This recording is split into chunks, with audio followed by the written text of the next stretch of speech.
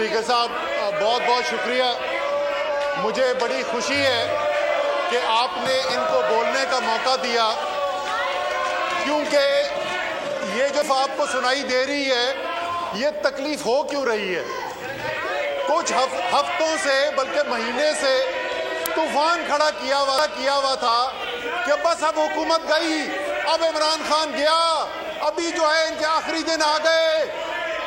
Sir, इन्होंने अवाम को क्या मोबिलाइज करना है।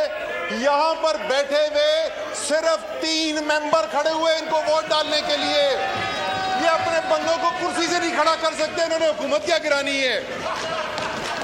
फिर इन्होंने बात की कौमी सलामती की। सर ये देखें, वाकई में बहुत सही बात की। अभी किसी ने कहा कि शर्म नहीं आती, बड़ा अच्छी बात की किसी ने। सर ये इनको शर्म नहीं आती कि वो हुकूमत जिनके वजीर आजम, जिनके वजीर दिफा और पता नहीं कौन कौन से वजीर, कोई माली के अकामे पे, कोई धोबी के अकामे पे, कोई नाई के अकामे पे बाहर नौकरियां करते थे, वो हमें दर्ज दे रहे कौमी सलामती का। जो मोदी को, जो मुसलमानों के खून करने वाले नरेंद्र मोदी को अपने घर पर बुलाते हैं, इनको नहीं बुलाया था। ये जो सब ये तनख्वाहदार मुलाजिम जो है ना, इनको नहीं बुलाया था। बुलाया किसको? मोदी को।